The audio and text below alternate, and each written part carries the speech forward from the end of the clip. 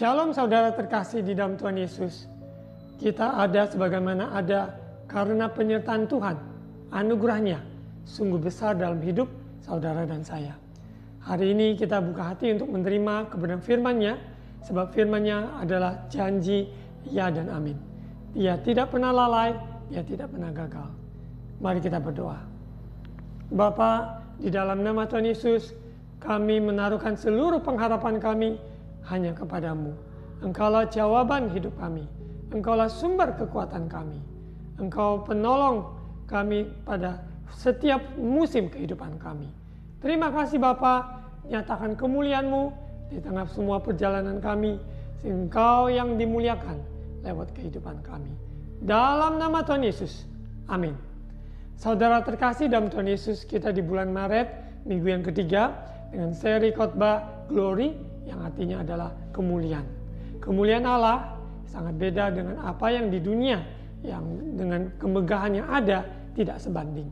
Karena kemuliaan Allah, kemuliaan Sang Raja, itu sungguh indah, sungguh luar biasa, sungguh menakjubkan. Kehadirannya, kuasanya, kasihnya, menghibur, menguatkan, dan sungguh-sungguh memberikan sebuah pengharapan yang pasti. Dan kemuliaan Allah yang kita nanti-nantikan, yaitu hidup orang benar, yaitu hidup oleh firman Tuhan. Hidup yang takut akan Tuhan, hidup sesuai dengan jalan-jalannya. Untuk hari ini, suara pembalan berjudul The Glory of God Fills the Temple. The Glory of God Fills the Temple. Kemuliaan Allah memenuhi bait sucinya. Kita akan lihat dari 2 Tawarik pasal 7. Kita akan lihat kisah dari Salomo, Raja Salomo, yang Tuhan percayakan membangun bait suci yang begitu megah dengan luar biasa, dan perjalanan yang ada sebelum Raja Salomo, yaitu ayahnya, yaitu Raja Daud. Dengan konteks kondisi yang ada, dia tidak dapat membangun, tidak diizinkan membangun secara fisik bangunan yang megah itu. Namun kita lihat dalam perjalanan hidupnya, Daud adalah seorang yang mencari wajah Tuhan. Sekalipun secara fisik bangunan yang dia tidak dirikan, namun pondok Daud, yaitu di mana mezbah penyembahan pujian yang dinaikkan oleh Daud, yang Tuhan sedang cari. Dan kita akan lihat dari apa yang pesan Tuhan kepada Salomo tentang bait suci, di mana kemuliaan Tuhan memenuhi bait suci. The glory of God fills the temple. 2 Tawarik pasal 7. Api turun dari langit, nyanyian syukur. Setelah Salomo mengakhiri doanya, api pun turun dari langit, memakan habis korban bakaran dan korban-korban sembelihan itu. Dan kemuliaan Tuhan memenuhi rumah itu. The glory of God fills the temple, fills the house. Para imam tidak dapat memasuki rumah Tuhan itu karena kemuliaan Tuhan memenuhi rumah Tuhan. Ayat 3, ketika segenap orang Israel melihat api itu turun dan kemuliaan Tuhan meliputi rumah itu, berlututlah mereka di atas lantai dengan muka mereka sampai ke tanah. Lalu sujud menyembah dan menyanyikan syukur bagi Tuhan sebab Ia baik. Bahwasanya untuk selama-lamanya kasih setianya. Saudara mengambil waktu membaca pasal-pasal sebelumnya, di mana Raja Salomo dengan tuntunan Tuhan membangun bait suci yang begitu megah, dengan semua emas dan materi-materi yang sangat luar biasa yang dipakai untuk membangun bait suci yang begitu megah ini. Dan setelah dalam proses itu, di mana Salomo adalah seorang yang mengenal Tuhan, dan bahkan dia meminta hikmat. Ketika Tuhan berjumpa dengan dia tidak meminta apa-apa, dia hanya minta hikmat dari Tuhan. Ketika seseorang meminta hikmat dari Tuhan, Tuhan yang memberikan hikmat itu jauh melampaui harta benda materi yang ada di bumi ini. Kita lihat perjalanan Salomo yang dimana awalnya adalah seorang yang sungguh-sungguh mau menyenangkan Tuhan. Namun sayangnya dalam proses perjalanan hidupnya, setelah membangun bait suci yang begitu megah, maupun dalam perjalanannya yang kedepannya, dia terperangkap maupun dalam dosa, yaitu menikahi dengan orang-orang asing yang tidak sesuai dengan apa yang Tuhan katakan. Dan itu semua membawa dia menyembah berhala, menyembah Allah-Allah dari istri-istrinya. Kita lihat di pasal 7 ayat 1 ini, di mana pada konteks tersebut Salomo sudah menyelesaikan maupun mendirikan rumah Tuhan yang begitu megah. Salomo mengakhiri doanya, api pun turun dari langit memakan habis korban bakaran. Tuhan bertata di atas puji-pujian orang benar. Pada zaman dahulu korban bakaran dengan binatang yang disembelih dan sebagainya, ada korban sembelihan. Namun hari ini, di zaman ini, perjanjian baru, kita adalah living sacrifice, korban yang hidup. Kita persembahkan hidup kita sebagai mezbah yang kudus, yang layak dan berkenan, karena Tuhan telah mati di kayu salib menanggung dosa kita. Yesus, the perfect Lamb of God, dia adalah anak domba Allah yang sempurna menanggung dosa umat manusia, sehingga hidup kita oleh darah Yesus mengampuni kita, kita dilayakkan. Kita menjadi korban yang harum, korban yang berkenan kepada Tuhan. Kemuliaan Tuhan memenuhi rumah itu, memenuhi bait suci. Pada konteks zaman ini, hendaklah kita menjadi rumah kesukaannya Tuhan. Keluarga kita menjadi rumah kesukaan Tuhan. Gereja Tuhan pada zaman gereja lokal, gereja universal adalah bait sucinya. Kehadiran Tuhan, kemuliaan Tuhan penuhi dalam hidup kita pribadi, keluarga kita, gereja lokal kita, seluruh gereja universal. Kemuliaan Tuhan, the glory of God fills the temple. Dalam kemuliaan Tuhan ini berarti ada sesuatu yang terjadi dalam hidup. Kita harus hidup kudus, hidup benar, hidup takut akan Tuhan. Orang yang mengenal, yang melihat kemuliaan Tuhan tidak akan tahan dengan respon, yaitu sujud menyembah, menyanyikan syukur, dan penuh dengan puji-pujian syukur bahwasanya untuk selama-lamanya kasih setianya. Hidup kita diciptakan untuk menyembah Tuhan dalam kehidupan kita. Maka dari itu pondok Daud yang Tuhan katakan pondok Daud yang runtuh akan dibangun kembali, sekalipun secara pondok kita tidak lihat mana contoh dari pondok Daud, tapi kehidupan Daud adalah kehidupan yang membangun mezbah, pujian, penyembahan, pengagungan, syukur kepada Allahnya. Begitu pula kita di akhir zaman ini, mari angkat suara, angkat pujian, syukur, angkat penyembahan. Katakan sebab Ia baik, bahwasanya untuk selama-lamanya kasih setianya.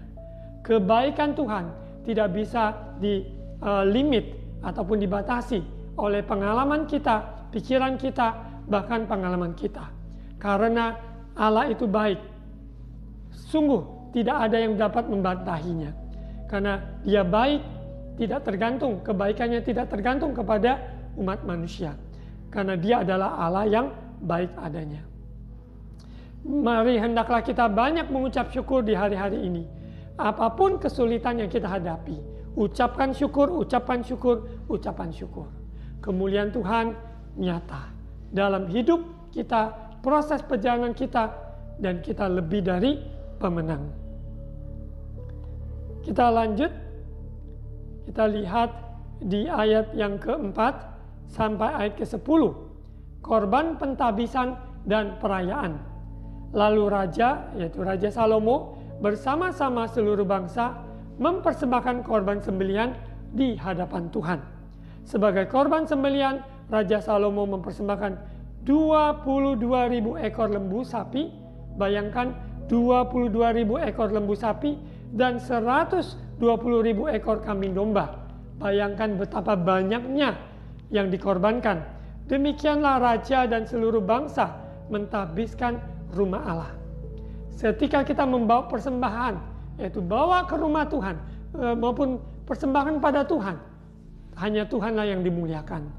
Bagian kita melakukan persembahan maupun memberikan persembahan, yaitu kehidupan kita, maupun juga talenta kita, karunia yang Tuhan percayakan, kesempatan, bahkan harta benda yang kita miliki, semuanya milik Tuhan. Kita lihat di ayat 6, para imam telah siap berdiri pada tempat mereka. Begitu pula orang-orang Lewi telah siap dengan alat-alat musik untuk memuliakan Tuhan, yakni alat-alat musik yang dibuat Raja Daud untuk mengiringi nyanyian syukur bagi Tuhan. Bahwasanya untuk selama-lamanya kasih setianya. Setiap kali mereka ditugaskan Daud menyanyikan puji-pujian, dalam pada itu para imam berdiri berhadapan dengan mereka sambil meniup nafiri, sedang segenap orang Israel berdiri. Saudara terkasih, apabila saudara diberikan karunia, talenta, memainkan alat musik, pakai talenta itu dan sepenuhnya untuk muliakan Tuhan.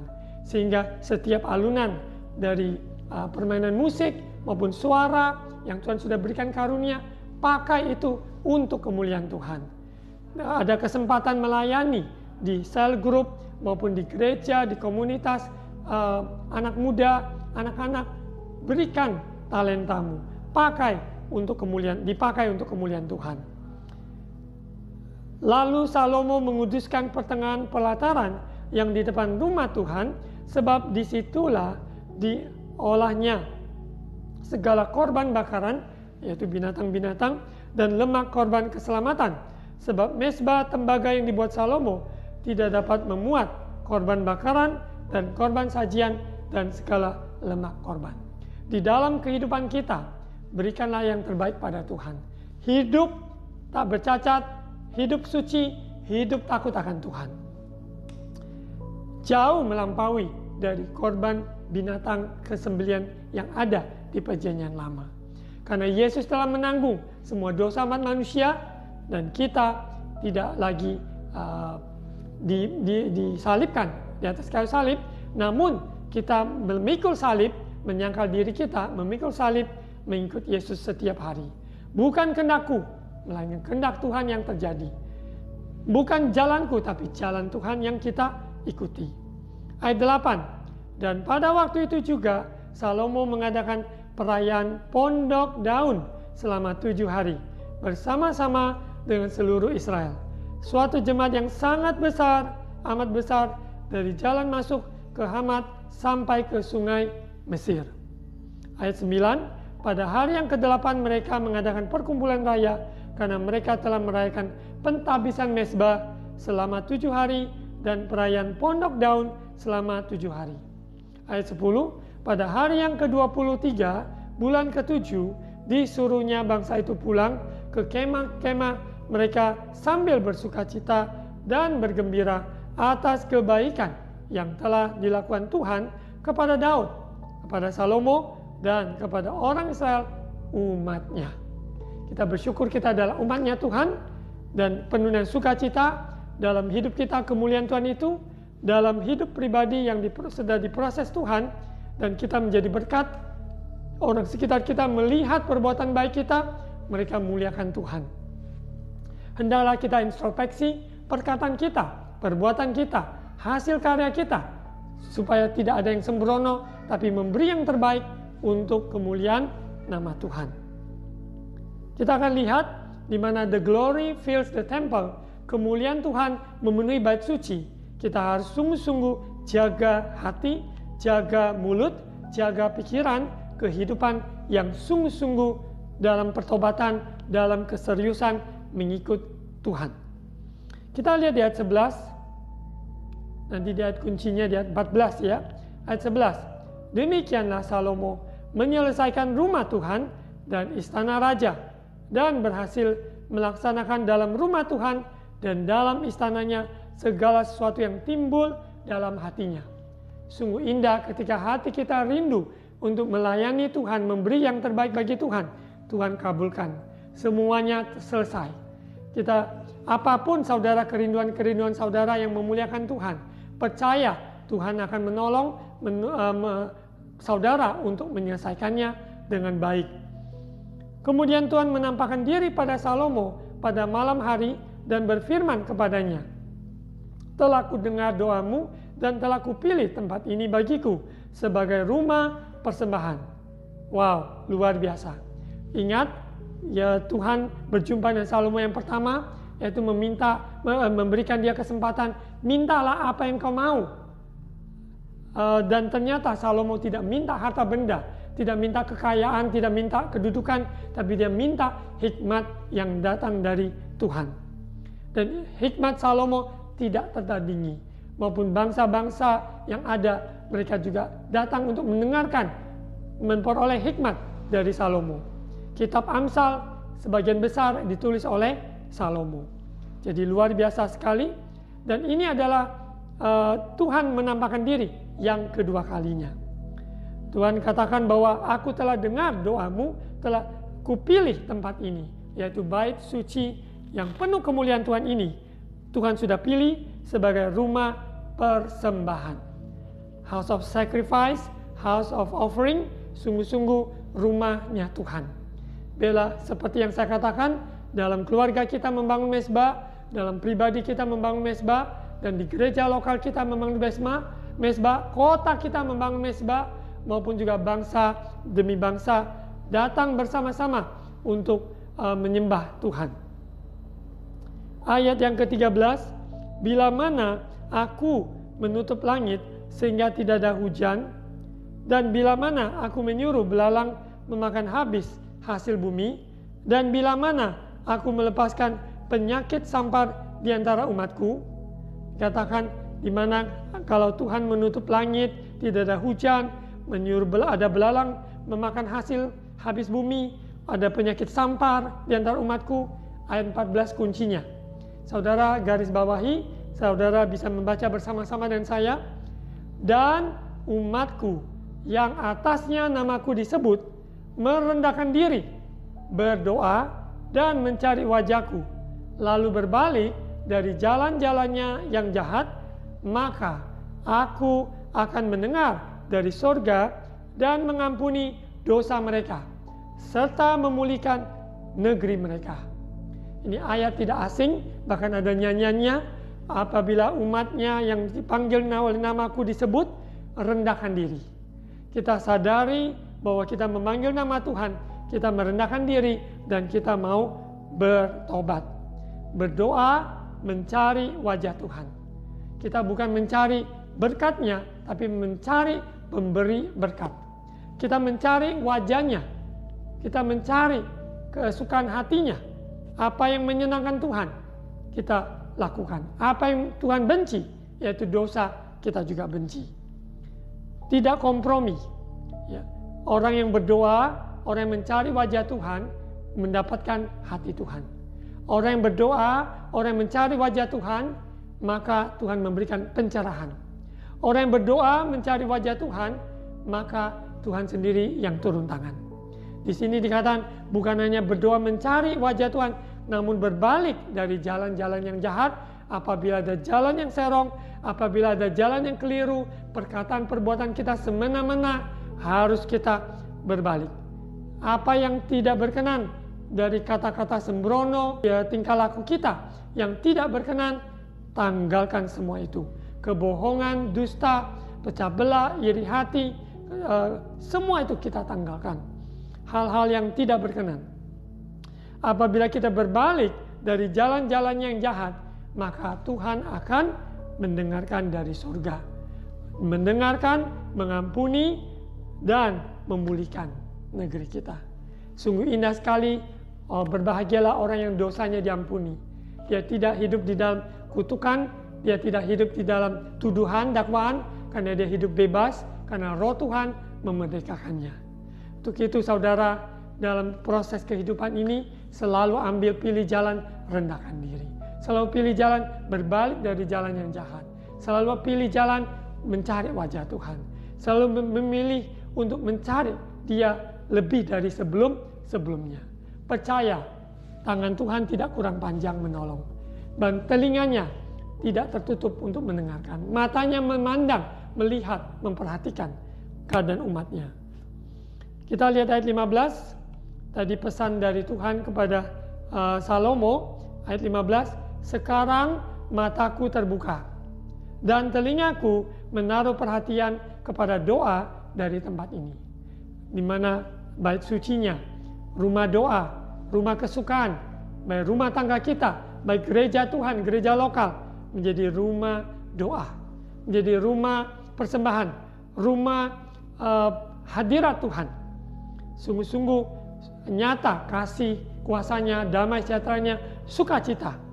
Baik rumah kita yang membangun mezbah, orang yang datang berkunjung, orang yang tinggal di dalam rumah tersebut menginap, mereka akan rasakan kehadiran Tuhan sangat nyata. Kita percaya bahwa Tuhan yang memilih, mata Tuhan yang menyertai kita, yang hatinya Tuhan dikatakan bahwa Tuhan yang telah memilih, menguduskan, sekarang telah kupilih dan kukuduskan rumah ini, supaya namaku tinggal di situ untuk selama-lamanya. Maka mataku dan hatiku akan ada di situ sepanjang masa. Hidup kita ditebus oleh darahnya, hidup kita adalah bait sucinya, Tuhan hadir, mata Tuhan tertuju pada kita, hatinya ada pada kita sepanjang masa sampai pada kekalan. Ayat 17. Mengenai engkau, jika engkau hidup di hadapanku sama seperti Daud ayahmu dan berbuat sesuai dengan segala yang kuperintahkan kepadamu, dan jika engkau tetap mengikuti segala ketetapan dan peraturanku, maka aku akan meneguhkan tahta kerajaanmu sesuai dengan perjanjian yang telah kuikat dengan Daud ayahmu, dengan berkata, takkan terputus keturunanmu yang memerintah atas Israel. Tuhan ingatkan pada Raja Salomo, standar yang Tuhan kendaki adalah Daud yang senang hidup mengejar hatinya Tuhan, sekalipun dia ada kekurangan, ada kesalahan, namun hatinya sungguh-sungguh murni, lembut di mata Tuhan, berbalik dan sungguh mencari wajah Tuhan. Begitu pula lah Salomo sebagai pemimpin Israel pada zaman tersebut harus sungguh-sungguh hidup berkenan seperti Daud. Sebagai standar, berbuat apa yang kuperintahkan kepadamu dan ikuti segala ketetapan peraturanku. Firman Tuhan ya dan amin. Firman Tuhan yang kita tahu 5, itu yang kita lakukan 5. Yang kita tahu 10 juga yang kita lakukan. Karena Roh Tuhan menolong kita melakukan firman Tuhan. Apabila kita sungguh-sungguh tinggal di dalam firman-Nya, firman-Nya tinggal dalam kita minta apa saja, maka kita menerimanya sesuai dengan janji firman Tuhan. Tuhan berkata bahwa Dia akan meneguhkan tata kerajaannya Salomo dengan perjanjian yang telah Tuhan ikat dengan Daud, bahwa takkan terputus keturunanmu yang memerintah atas Israel. Namun sayangnya, seperti tadi saya katakan, Salomo di kemudian harinya dia menikah dengan berbagai wanita asing yang Tuhan larang, namun dia tidak mengindahkannya. Sungguh sayang, sehingga kerajaannya harus terpecah menjadi 2 dan kerajaannya tidak kekal karena kerajaannya terbelah 2. Namun ada kerajaan yang tak tergoncangkan, yaitu kerajaan Allah, dan keturunan Daud, yaitu Yesus di kota Daud, ya, dia yang menjadi juru selamat bagi umat manusia. Dia memerintah, raja di atas segala raja, kerajaan yang tak tergoncangkan, yaitu kerajaan Allah.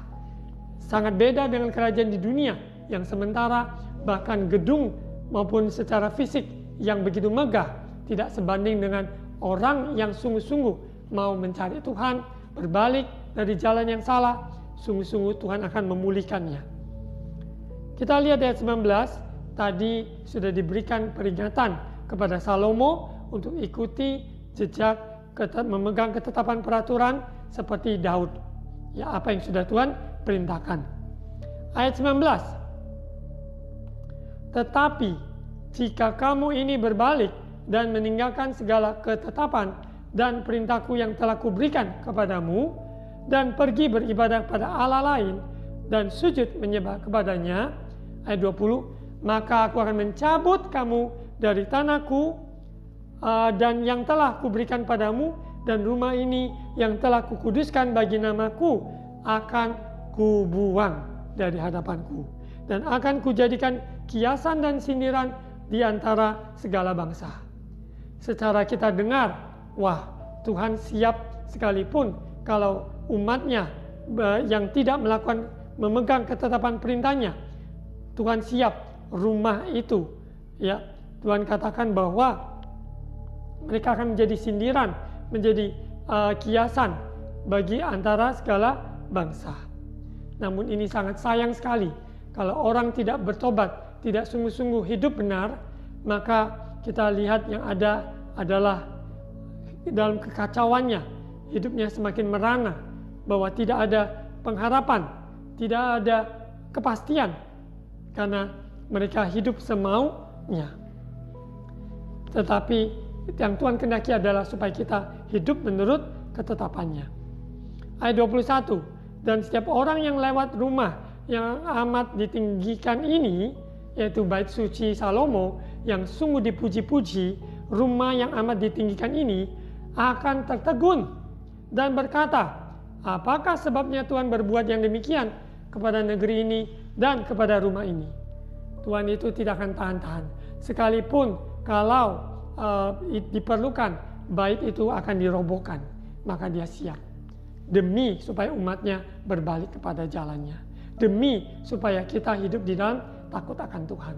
Kemegahan kita bukan di dalam gedung fisik maupun dalam materi, kedudukan, bukan. Kemegahan kita hanya di dalam Kristus, yaitu kemuliaan Sang Raja, yaitu kemuliaan Allah Bapa di surga yang memenuhi kehidupan kita.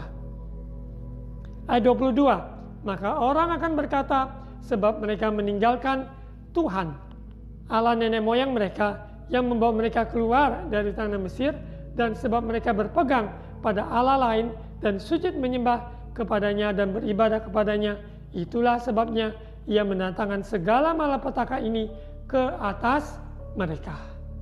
Kita sadari saudara, kehidupan kita selalu harus introspeksi. Dalam hadirat Tuhan, firman-Nya ya dan amin menjadi cermin. Kalau ada jalan kita yang keliru, kita berbalik, kita sungguh-sungguh mencari Tuhan, memegang perintah-perintahnya, kita sadari kemuliaan Tuhan memenuhi bait suci. The glory of God fills the temple. Dalam hidup saudara dan saya, dalam keluarga, dalam pelayanan, dalam gereja, pekerjaan, muliakan Tuhan. Mari kita tutup dalam firman Tuhan ini. Bapa, terima kasih kebenaran firman Tuhan, firman-Mu ya dan amin. Roh Kudus, singkapkan apapun yang menjadi halangan maupun juga dosa. Biarlah Tuhan singkapkan sehingga umat-Mu berbalik dari jalan yang jahat. Kami merendahkan diri, berbalik dari jalan yang jahat, mencari wajah-Mu. Sesungguhnya kami percaya Engkau yang memulihkan bangsa ini, memulihkan kota kami, memulihkan hidup kami, memulihkan keluarga kami. Biarlah gereja-gereja-Mu bangkit pada zaman ini menyatakan kemuliaan-Mu. Terima kasih Bapa. Biarlah kami tetap memegang ketetapan perintah-Mu dalam seluruh perjalanan hidup kami. Terima kasih Bapa, berkati umat jemaat-Mu dalam segala keberadaan, susah maupun duka bersama Yesus. Mereka dapat melewatinya. Yang sakit Tuhan sembuhkan, yang beban berat Tuhan angkat bebannya, yang sedih Tuhan hibur, yang lemah Tuhan kuatkan. Engkaulah segalanya dalam segalanya. Berkati bangsa negara kami Indonesia, pemerintah kami yang ada, berkati gereja-gereja Tuhan, ikat kami dengan tali kasih-Mu, Engkaulah kepala gereja atas hidup kami. Terima kasih Bapa, pakai kami untuk kemuliaan nama-Mu. Saudara terkasih, angkat kedua tangan, terima ucapan berkat imam. Tuhan memberkati engkau dan melindungi engkau. Tuhan menyinari engkau dengan wajah-Nya dan memberi engkau kasih karunia. Tuhan menghadapkan wajah-Nya kepadamu dan memberi engkau damai sejahtera. Saudara terkasih, terimalah berkat kasih karunia dari Allah Bapa, cinta kasih Tuhan Yesus menyertai kita maupun Allah Roh Kudus, penghiburan yang nyata dari sekarang sampai Maranatha. Di dalam nama Tuhan Yesus, amin. Tuhan Yesus memberkati Bapak Ibu Saudara yang mengambil doa puasa 40 hari menjelang Paskah. Tetap sehat, tetap kuat, Tuhan menyertai. Dan juga bagi yang tinggal di kota Surabaya, ya saya mengundang saudara yang belum ada gereja lokal dapat bergabung menghadiri ibadah kami Cornerstone Faith Church hari Minggu jam 10 pagi di Golden City Mall, Jalan Wahab Syamin, nomor 2-8 Surabaya. Tuhan Yesus memberkati.